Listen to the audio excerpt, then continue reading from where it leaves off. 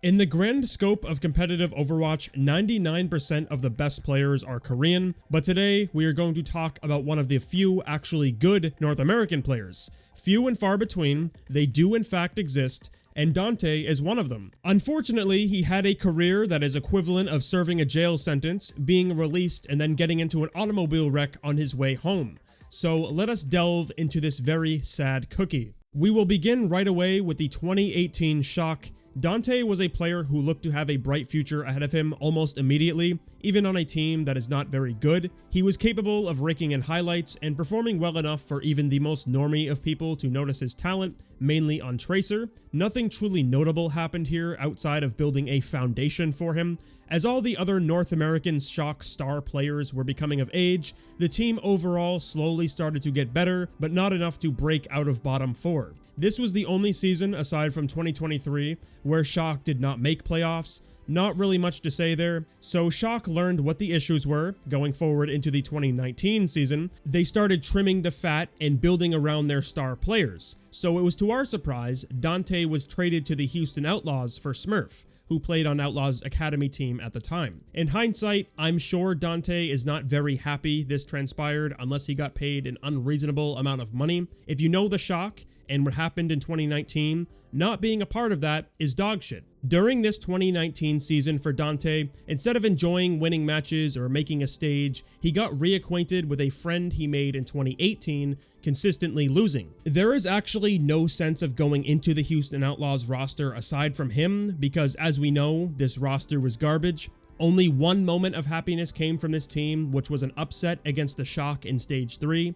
The $150,000 Lucky Charm came in, so that must be the reason Houston won that. When it comes to Danteh's performances, he basically only played Sombra. That being the other way teams played GOATs, which Houston actually looked better at. If you struggle at traditional, then try Sombra. Some teams succeeded at it, some teams didn't. Of course, I do use better very loosely here since we are talking about a team that went 9-19. But out of the teams that did play the Sombra style, Danteh actually looked to be one of the best individual performing Sombra players on a team that sucked as well, which is even more difficult. As Stage 4 rolled around, DPS heroes were played again since this was the inception of 222 roll lock. Danteh played a lot of Mei, and I noticed he played a lot of Sombra as well. Unfortunately, not having as much hero variety as 2018, Danteh just played what was required of him for the Houston sinking ship to move a couple more inches, and by that I mean having a transcending final stage of 1-6. Even with this absolute atrocious end, not all hope was lost. When attempting to be optimistic here, Rollock might be a game changer. Possibly players could perform better in this setting. The 2020 season was going to be a whole year of it, so coping on that fact could be an option. I'm also sure a lot of people were hoping Danteh would leave the Houston Outlaws, which unfortunately he didn't. Whether he just hated himself or was stuck in some sort of contract where his only escape is death, I have no idea in this regard. But all that matters to us as viewers, Danteh and the rest of his team opened us up with one of the best matches in Overwatch history, the 2020 Toilet Bowl, Boston Uprising versus the Houston Outlaws. An absolute unforgettable match, and I genuinely wonder what it feels like to take part in a match of this caliber. It was just awful, filled with nonsense at every corner. I really think it should be reused for a charity event. If you have not seen it, 100% worth it. A first to 3 series that has more maps played than all the grand finals did up to this point. There isn't a soul on this planet that could hate this match. In seriousness though, if that foreshadow wasn't obvious enough, Houston was rat shit, having another amazing season going 6-15, bottom 4 again. When it comes to Danteh, this was a different scenario. During the GOATS year, coping with the fact of a team being bad doesn't entirely mean the player is bad, is a reasonable mindset to have, especially when looking at DPS players. That whole the team is holding the player back sentiment does get tossed around a little bit too much. I think only in extreme cases you can actually blame a team holding a player back, like Decay is a good example of that, but another one is Danteh. After his first 2 bottom 4 years, the talent is there was used quite a bit for him, just an unfortunate boy being held back by his team, but for 2020, I feel like that was his breakout year. He really did not belong on this Houston roster. There's a real player here amongst the dying weeds or hydration playing main tank.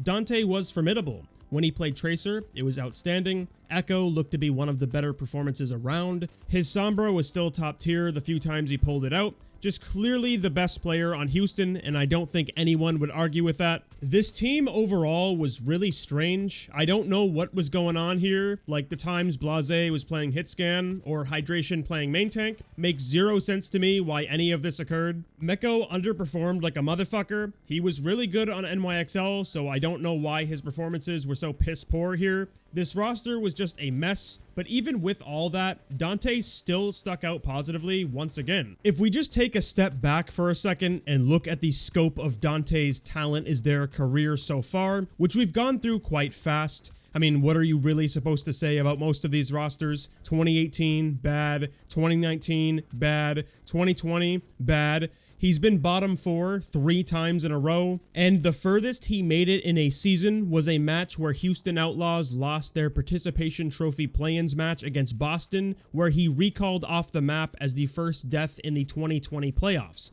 And also, of course, being part of the infamous Toilet Bowl. How he kept motivation to continue on is daunting. It's literally just lose, lose, lose, lose, lose, 3 whole seasons of it. But after 2020 ended, it appears that Houston Outlaws was tired of endlessly losing and wanted to attempt to make a real roster for the very first time. After sifting through the dump, talking about Houston Outlaws' early years and Danteh's experience with it, 2021 Houston Outlaws was actually looking to be a decent team, picking up Jungwoo and Piggy from Talon Esports, Happy from Guangzhou Charge, Danteh and Hydration were kept. Everything was looking up. Some viewers were skeptical, and rightfully so, after what we just went through. Who wouldn't be? Others were still excited regardless, and as the season opened, Houston fans were able to eat for the first time since 2018 Stage 1, winning against the Shock in a great 5-map series, having a 4-0 stage. It was the moment for Danteh. He actually has a team, being around since the inception of Overwatch League, suffering for so many years. Now was his moment to finally make his very first stage. Yeah, only if that was the case. Houston Outlaws 2021 was one of those very disappointing teams. This roster was genuinely good though. Happy and Danteh was a fantastic DPS line. Jungwoo and Piggy exceeded expectations. Backline was probably the weakest part of the roster, but not terrible. It was really unfortunate how flaccid their performance was against Dallas Fuel during the May Melee play-ins, and sadly, every stage went a similar way, either going 2-2 or 3-1, never making the stage playoffs. With such a strong start, people were obviously let down, mainly ones who were fans of the Houston Outlaws org. You get a good roster for once in your life, and this ends up happening. When it comes to Danteh, I do think this was his best DPS year to date, playing his expected heroes of Tracer, Echo, and Sombra, looking to be one of the best in his role. Also safe to say, the best North American DPS player around at the time. His performances were so good to the point of getting an even bigger reward than most ever get to see, getting his testes twisted. That's not a joke, by the way.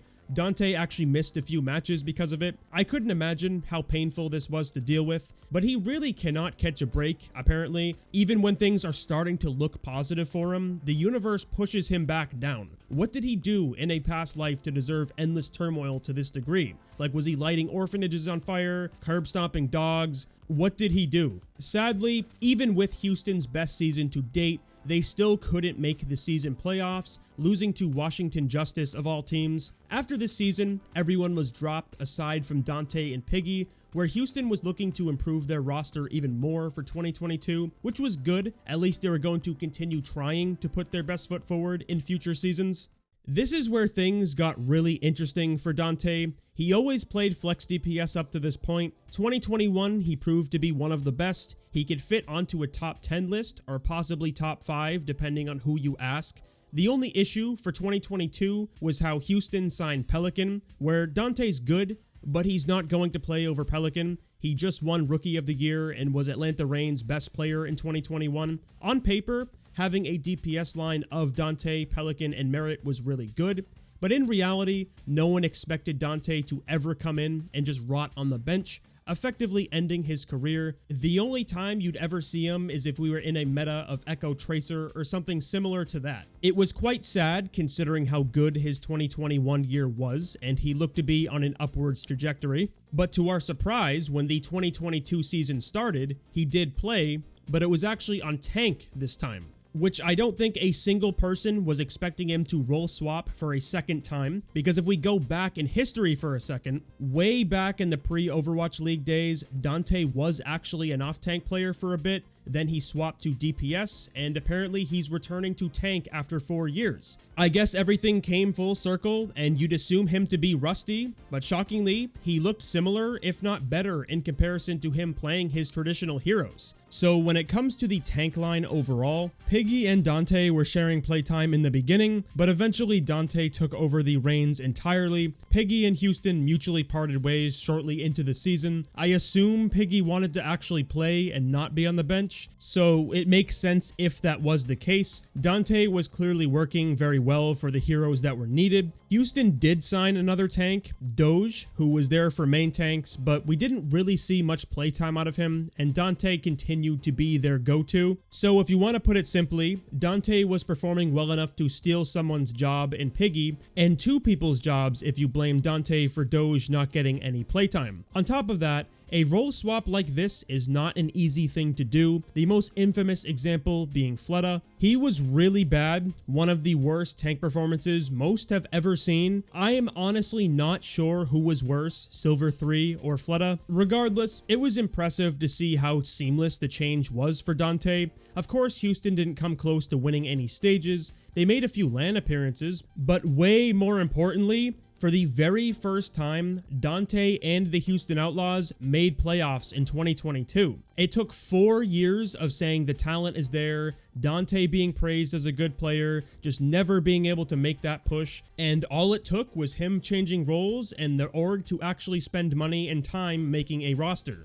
The only problem people had was how Winston is meta, and of course Dante's playing great on the Zaryas, Junker Queens, and other off-tank heroes, but Winston is a very unique hero. You can't just rely on your DPS mechanics to make him work at all. The Fearlesses and Gushways have spent thousands and thousands of hours perfecting their primal mechanics, so it was going to be really interesting to see Danteh jump into this field, and honestly, his performances were not bad whatsoever. He's not the greatest Winston in the world or anything, but much better than you'd expect for someone who just swapped roles. Houston overall genuinely looked good in this meta, being the ones who knocked the Shock into the lower bracket, and they of course ended up getting ass blasted by them, taking the bronze medal. Compared to the rest of Danteh's career though, I'd take a medal that looks like a truck stop bathroom rather than my team being that said bathroom. I'm sure swapping roles also made his experience as a pro a lot more engaging, rather than grinding out mechanics on heroes he's played for thousands upon thousands of hours now.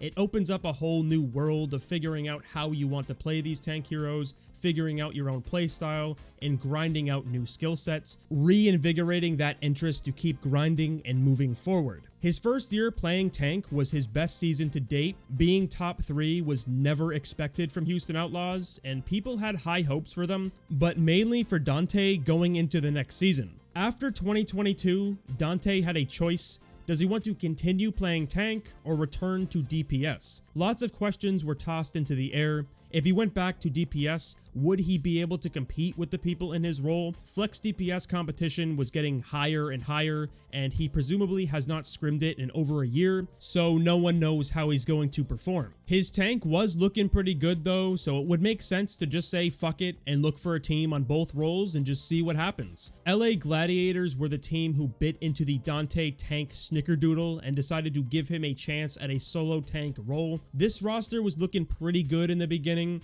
Some were skeptical on how sustainable Danteh would be if we went into a more main tank centric meta, but still optimistic. We had Kai, Kevster, and Yaki as DPS, Alastro, who was one of the few flex supports who was good at Lucio, Babel seemed fine. There's no way anything could possibly go wrong with this roster. The season was gonna be perfect. For a time, it actually was. Glads were doing very well early on in the season, even with Danteh on Winston, throwing the skeptic mindset completely away. Everyone was firing on all cylinders, winning against the Florida Mayhem, only losing to Atlanta Reign and Houston Outlaws, and somehow the Washington Justice. Must have been a day where Alpha Yi was fully locked in. No other way that could happen, where we finally reach the stage knockouts and things start getting more interesting. First, the Gladiators 3-0 Florida Mayhem. The match was not particularly close. Then, they lose to Boston Uprising 3-0. It's not crazy. Boston was actually good. Probability of losing against them is reasonable enough.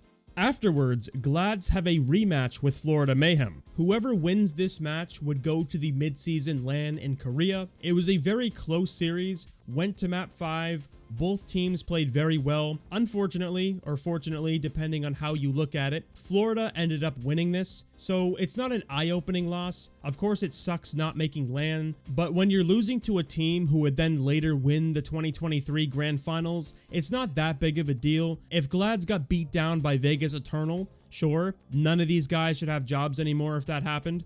But seeing the amazing roster shift that happened after midseason was just as confusing as showing someone a Kingdom Hearts cutscene without any context. Because I'm you. No, I'm me. I'm me, he says. Not many people will understand that. Even less people will understand why Danteh was dropped after midseason.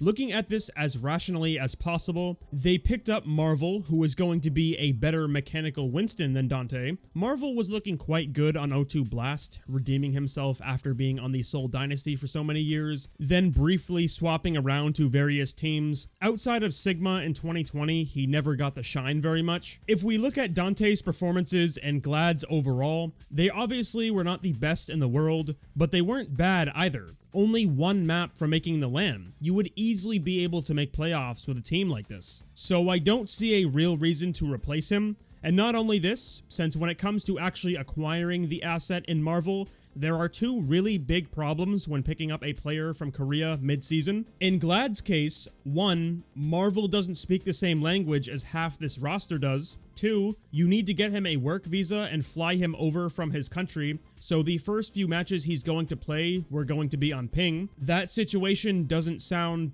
good. Even if you thought Danteh's Winston was not the best, obviously there are going to be people who are better than him. In a perfect world, Marvel would have been, but with the issues in place, this doesn't warrant getting rid of Danteh. Danteh can speak the language of his teammates and was a genuinely solid tank. In reality, you'd want to have both of these players. Unfortunately, the guard was downsizing so much, taking almost every resource away from this team, and no matter who you are, no one can defeat the enemy of zero money. Gladiators ended up getting absolutely ass blasted for the rest of this season. I think after they lost to the Valiant, that's when the season was over. A roster with these players on it should not be getting bottom 3 and missing plans. This was Danteh's final Overwatch League season, ending right where we started, nothing but depression. When I look at him, he was really good. One of the best North American players of all time, undoubtedly. Most of them suck. Let's be real, they're trash. White Overwatch is an uphill battle. As we've seen with North America and Champion Series, not looking too good outside of Toronto. Of course, it's important to mention Danteh does play in Champion Series still on Luminosity, but I honestly don't really think he's taking it too seriously. Probably does not care if he wins or loses. Regardless, Danteh will always go down in history as the NA player who tried, continuously got beat down, had one season of fun, then got dropped for honestly no real reason. This still pisses me off. I don't get shooting yourself in the foot like that. It just makes no sense. So with all of this said, what is your opinion on Danteh? Do you think he is the greatest player of all time, or did he deserve to get beat down like this? Make sure to leave your thoughts in the comments below. Thank you for watching to the end. Be sure to subscribe if you haven't already. Make sure to check out my playlist on screen if you're interested in some more pro players throughout the history of Overwatch.